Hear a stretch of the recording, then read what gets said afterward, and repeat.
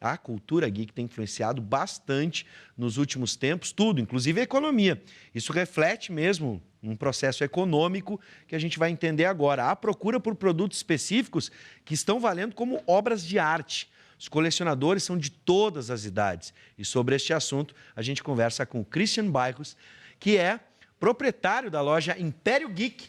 Boa noite, seja bem-vindo. Boa noite, obrigado. Boa noite a todos. Olha, eu tô me sentindo assim no Louvre, no Museu do Louvre, né? Porque desperta uma emoção tão grande quanto vem a Mona Lisa, e muita gente vai me xingar, mas para mim tem um significado muito grande. Eu vivi na cultura da mídia, na cultura pop, cresci com, vou identificar aqui, Jaspion, o Darth Vader, o Batman ainda nas antigas, né? De que ano era a série? A 69 foi mais ou menos o filme lançado. Super-Homem com... O Super-Homem, Christopher Reeve, que eu acho que é de 72 ou 74. Que já nos deixou, e aí realmente se torna uma memória póstuma mesmo. O Thor, enfim, e aí vai. O McFly do De Volta para o Futuro, que é um pouco mais recente, né? Claro, mas tem 30 anos já mesmo assim, né? Que não são só heróis, personagens ou vilões. Exato. O McFly, de certa forma, é um herói, mas é um filme pop, enfim. Por que eu estou comparando com o Louvre? Porque quando eu vim na Comic Con e conheci vocês, eu perguntei o preço, por exemplo, desse Jaspion hoje está valendo quanto esse Jaspion? Em torno de R$2.000, mais ou menos. R$2.000, aproximadamente, né? Então, eu fiquei pensando, gente, isso, qual é a diferença, qual é o significado, né, para quem, por exemplo, vai comprar uma estátua, ou até mesmo um santo, por exemplo, que tem o seu valor, ou uma estátua em mármore, barro, enfim, ou um personagem desses, que não é especificamente o boneco que a gente vai brincar. Sim.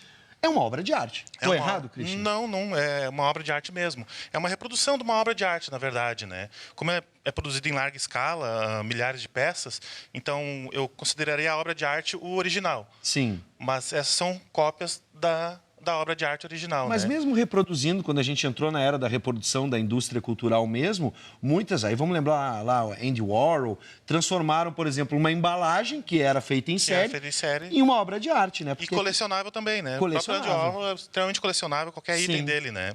Hoje, vamos começar a entender, né? Claro. O que tem motivado as pessoas a se tornarem colecionadores e transformarem as suas casas em verdadeiros museus da cultura pop? Certo. Né? São vários fatores. Eu, por exemplo, eu tenho uma peça, uma sala só para isto, né? Então, é um expositor em torno de 10 metros quadrados, a sala que eu tenho. Um espaço da tua casa? Que é um espaço da minha casa só para isto, né? Então, foi mandado fazer um móvel sob medida, então os bonecos ficam lá expostos, todos com uma iluminação, portas de vidro, né? Para proteger da poeira e tudo mais, né? Então... o pessoal se engaja bastante nisso, né? Sim. Então, porque traz essa sensação de nostalgia. Eu vou fazer uma pergunta assim, quantos quadros tu tem em casa comparado a quantos, dá pra gente chamar de miniaturas ou coisas do tipo? Dá pra chamar de miniaturas, action figures, o pessoal chama, estátuas, colecionáveis em geral. Vamos comparar, quantas estátuas e quadros tem na tua casa e quantas Na verdade, eu tenho 3 quadros, mas os 3 quadros são ligados à cultura pop. Então, não tem exatamente isso que a gente tá querendo dizer, né? Exato. E, na verdade, tomou toda a casa, né? Então, a minha esposa meio que se rendeu a isto, né? Sim. Então, agregamos a decoração da casa com os itens da coleção. Em vez de ter, por exemplo, um vaso Ming, temos o martelo do Thor. Eu tenho uma Enterprise também na sala, em cima da TV tem uma Enterprise. Vida longa e próspera. Ó, tá lançando o filme essa semana. Tá saindo o filme essa semana. Aqui. Agora, eu brinquei contigo, porque se a gente for somar o Jaspion e tudo que tem na mesa, dá pra dizer que tem praticamente em valor aqui um automóvel?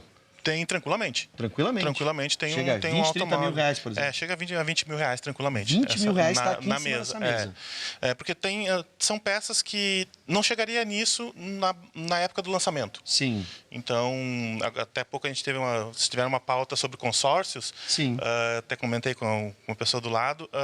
Boneco também é uma maneira de investimento. Sim. Então, boneco, action figure, colecionáveis, dependendo da peça, ela dobra, triplica em menos de um ano de valor. Ou seja, esse Jaspion daqui a 5 anos ele pode estar valendo mais. Pode estar valendo mais. O valor de lançamento dele foi em torno de R$700. Tá. Isso há 1 ano e pouco, 2. Nossa, já está valendo 2? Mais ou menos, 3 anos. Então já está valendo 2, então não tem um investimento tão grande, né? Sim. Claro, é muito volátil, né? Tu não tem não consegue medir como imóveis ou carro que tem uma tabela para isso, né? Mas é tudo muito do mercado. É um valor simbólico mesmo que vai trazer... Agora, por exemplo, nessa ideia do simbólico, já chegou alguém na tua casa e disse, cara, eu quero esse Homem-Aranha, eu te dou 5. Vale 2, mas eu te dou 5 agora, porque eu quero esse aqui que tu tem. Eu digo que quase tudo lá em casa, no meu expositor, é vendável. Sim. A questão, a diferença é o preço.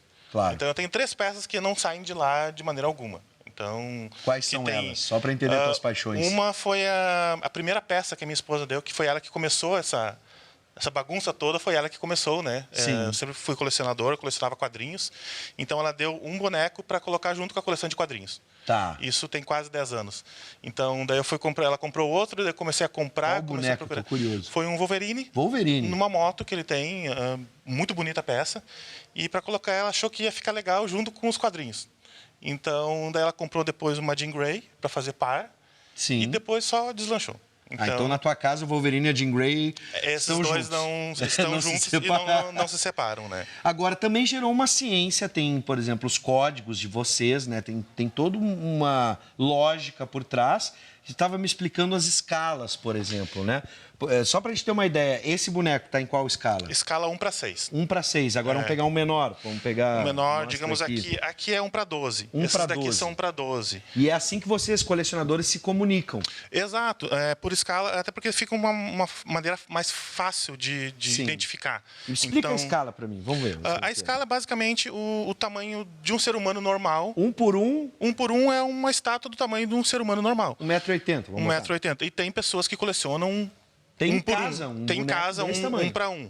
Então, esse no caso aqui são 1:6, né? Esses maiores, o Homem-Aranha, o Jaspion, o Darth Vader, o Christopher Reeve, são 1:6. Ou seja, eles têm em torno de 30 centímetros, mais ou menos. Tá. Então, 1,80, um homem normal, né? Sim. Então, dividido por 6, tem 30 centímetros, né? Essas peças aqui são 1:12. Então, elas têm mais ou menos 16 centímetros, né? De altura. O carro, esse DeLorean, a escala dele é 1:15. 1:15. 1:15. Ele tem também escala 1:6. Então, imagina o tamanho do DeLorean dividido por 6. Mas é grande. Ele fica, eu acho que do tamanho dessa mesa, mais ou menos, né? Sério? Um DeLorean, um carrinho do De Volta para o Futuro desse tamanho? Porque cabe esse boneco dentro, né? Ah, entendi. Como se ele fosse dentro mesmo do... Sim. Então, tem uma preocupação muito grande das marcas de colecionáveis com relação à escala. Sim. Até para poder manter a proporção no expositor. Né? Classificar. Então tem toda essa preocupação, né? Vamos falar agora do lado econômico mesmo, né? Certo. Realmente, claro, algumas pessoas podem estar olhando e dizendo, isso aqui não tem significado nenhum para mim, que bobagem, isso é um bonequinho. Para outros podem vender a nostalgia. A nostalgia. Algo que não tem preço, um significado, aquela lembrança da infância ou da juventude. Hoje, a gente tem um mercado realmente em crescimento. Como é que está a Império Geek? Nós quadriplicamos nosso faturamento nos últimos 2 anos. Quadriplicamos o nosso faturamento. Não sei, tirando com a área de consórcio que realmente cresceu no Brasil, não sei qual é a outra área que tenha ganhado tanto valor assim. Muito impulsionado pelas feiras que começaram a surgir, que a Comic Con RS é uma, né? Anime Extreme. Anime Extreme. Tem agora... que é patrocinado por uma importadora, que é a CCXP, a Comic Con Experience, que agora vai ter em dezembro, que é considerada, hoje ela já é a 3ª maior do mundo, é o 3º maior evento do mundo. Se cumprir o prognóstico, ela pode se tornar o maior evento do mundo, isso aqui no Brasil. Então, ano passado foram 140 mil pessoas. Nossa! Em 2 dias de feira, 3 dias de feiras. 3 dias de feira. Esse ano estão esperados 180 mil pessoas. Sim. Então, é um espaço de quase 100 mil metros quadrados que vai ter, direcionado à cultura pop. Isso aqui no Brasil. Então, o mercado brasileiro está em franco crescimento. É um mercado... Já nos Estados Unidos já está consolidado. Nos Estados Unidos é consolidado, porque é bem mais antigo isso, né? Mas, inclusive, nós temos peças que estão sendo exportadas para os Estados Unidos. Empresa brasileira... Que faz e exporta para os Estados Unidos. Nessa cadeia a gente tem quem produz a peça, quem distribui ou comercializa, né, e depois os próprios colecionadores, né, trocando ou comprando. Isso ocorre muito. Tem um mercado informal muito grande no Facebook, por exemplo. Tem grupos direcionados ao colecionismo com 20, 30 mil membros. É que eu fico imaginando, Christian, numa época, por exemplo, eu me apaixonei por esse Jaspion, gostava. Orega, Jaspion. Então, adorava. Daí, suponhamos que eu compre, mas aí a coisa apertou. Se tem uma coisa que eu tenho de valor, vai me doer muito no coração comercializar, mas se apertou, eu tenho aqui uma reserva hoje que pode me dar 2 Exato, exato. Eu mesmo passei por algumas dificuldades financeiras no passado, então alguma parte da coleção consegui me tirar do sufoco. Então, claro, tirou da porque acima de tudo é um hobby. Precisa ser tratado como um hobby. Doeu. Bastante. Que era uma coleção de bonecos do He-Man. Sim. Então, era uma coleção quase completa de bonecos do He-Man, que possui um valor muito alto hoje em dia. Mas, na época, foi necessário, então... Sim. Houve essa passada para frente, né? Não, é como tu ter uma reserva de ouro, uma joia em casa. Exato, uma obra de arte uma mesmo, obra de arte né? mesmo, né? Bom, a gente tá quase fechando, eu só quero entender... Como é que alguém pode chegar e encontrar uma peça? Eu sou apaixonado pela Marvel e quero um Homem-Aranha. Eu vou lá na Império Geek, procuro no teu catálogo, ou até mesmo pode me ajudar? Nós trabalhamos muito com encomendas. Nosso básico a gente procura ter um atendimento mais diferenciado. Tu é um especialista, né? Um curador. Eu coleciono há mais de 10 anos já bonecos colecionáveis, action figures, né? Então a gente acaba adquirindo uma bagagem do mercado e de peças, né? Então basta tu entrar no site ali, chamar alguém. Vendo aqui, ó, deixa eu mostrar aqui, tem o Facebook, tem site também, Império Geek. Aí eu vou lá, entro em contato contigo, Christian, eu preciso coleção, quero Marvel, quero muita coisa da Marvel. A grande maioria das pessoas não querem exatamente isso. Eu quero um boneco do Thor. Sim. Então, tem diversas marcas. Então, a gente, lá na empresa, nós damos uma certa assistência para a pessoa. O que tu quer fazer com esse boneco? Tu quer dar de presente? Tu quer botar na tua sala? Então, tu quer dar um presente mais simples? Tem peças mais simples. Eu quero tocar, manipular. Tem uns que vêm em caixa e ninguém abre. Exato. Então, ou tu quer deixar só com uma amostra... Eu gosto do personagem, então eu quero só deixar uma amostra. Então, nós trabalhamos isso com o cliente, né? Para não só largar uma peça qualquer, mas uma peça que ele vai querer mesmo ter na casa dele, que ele vai olhar para aquela peça e dar a satisfação dele ter aquela peça em casa, né? Cara, eu já olhei o site, tem tanta coisa que fica ali horas e se deixar, os bolsos saem vazios. Os bolsos saem, né? Tudo que está aqui em cima, vou pedir para fechar. Olha a riqueza de detalhes. Esse aqui tem um valor muito especial, né? Essa Mulher Gato. Essa Mulher Gato é baseada nos traços da atriz, né? Julie Newmar.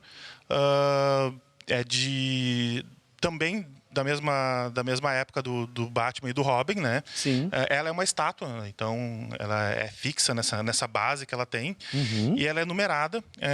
Foram feitas 370 peças para o mundo inteiro. Seja, quanto mais raro, mais caro. Quanto mais raro, mais caro. E ela... Diferente dessas 300 e poucas peças, 100 e poucas peças vieram com um certificado assinado pela própria atriz.